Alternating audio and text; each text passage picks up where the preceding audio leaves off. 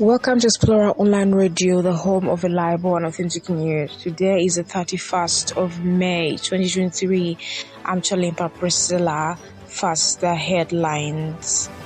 Student activists march to Parliament in support and appreciation of President Museveni for passing anti-homosexuality law. Lawyer shot dead by unknown assailants in his parking lot. And across borders, UN renews arms embargo for South Sudan. The news in details.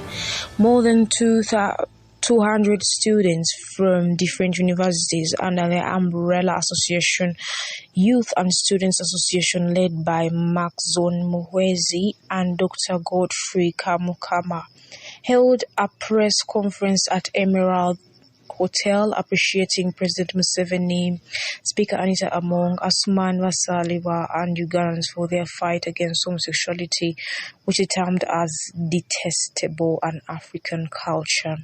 Speaking to the press, Muhwezi revealed that as youth and students from all parts of the country, they appreciate General Museveni, Speaker Anita Among and all Ugandans on initiating, processing, passing, and signing into law the Anti-Homosexuality Act.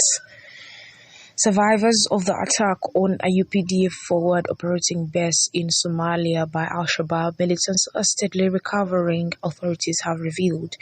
According to ATMIS, the force commander, Lieutenant General Sam Okiding, on Tuesday visited the soldiers at ATMIS Level 2 Hospital in Mogadishu and commended the soldiers for their bravery in fighting off Al-Shabaab militants and wished them quick recovery. He also extended his message of condolence to relatives and friends of the deceased. He was accompanied by the head of the United Nations Support Office in Somalia, Dr. Isa Kirabo Kachira, and other senior ATMIS officials. The Ministry of Finance, Uganda Revenue Authority, and civil societies have launched the National Budget Month at Uganda Media Center Tuesday, May 31st, 2023. The sensitization aims at raising awareness about the budget process, soliciting feedback and input from various stakeholders and groups, and promoting a culture of civic responsibility and ownership of the budget. Speaking during the launch, the Permanent Secretary and Secretary to the Treasury, Ramadan Ngowi, observed that the national budget can only be effective with the active involvement and engagement of citizens in its formulation, implementation, and oversight. The Ugandan National Bureau of Standards (UNBS) has announced a nationwide crackdown on non-compliance with weight regulations in bread products. According to Mr. Lawrence Chitimbo, a senior metrologist at UNBS, their field findings indicate that bread sourced from markets and small retail businesses often does not comply with weight regulations.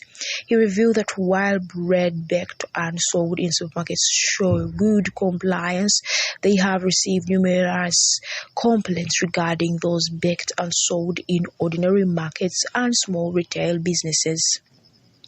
Unknown assailants moving on a motorcycle have shot dead a Kampala lawyer before fleeing the scene in his parking lot. According to Kampala Metropolitan Deputy Spokesperson Luke Owoyesigire, the incident happened on Monday night at Katiko Burongo in the division Machinde Sabagambo in Wakiso district when Ronnie Mukisa, 45, a lawyer working with IBC advocates in Kampala, was shot. According to Oyesigire in his report, Mukisa would often return home late. However, on the night of the incident, he arrived at the apartment parking lot at approximately 23 hours. After parking his dark blue Subaru Legacy with registration number UBJ 006K, he proceeded to close the gate. It was during his return to the apartment that the neighbors heard gunshots, prompting them to investigate the commotion. Across borders, the UN Security Council voted Tuesday to extend an arms embargo and sanctions imposed on individuals in South Sudan.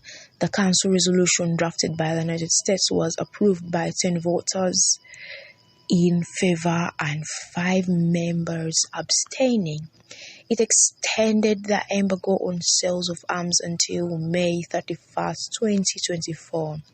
It expressed concern over the continued intensification of violence, prolonging the political, security, economic, and humanitarian crisis in most parts of the country, a statement said. The 3 African countries that abstained from voting, Ghana, Gabon, and Mozambique, said the sanctions were counterproductive and did not reflect the progress South Sudan had made. And finally, the Zimbabwean government summoned the acting U.S. ambassador to the country over election-related social media posts, which is said amounted to activism and meddling in internal affairs. In a statement, Rufina Chikava, Zimbabwe's acting permanent secretary in the Ministry of Foreign Affairs, confirmed the meeting. The U.S. Embassy last week encouraged Zimbabweans to register to vote and make sure their voice is heard. Meg Riggs, a spokeswoman of the U.S. Embassy, said that they stand by their recent social media posts calling for peace during the elections. That was the news. Have a good evening.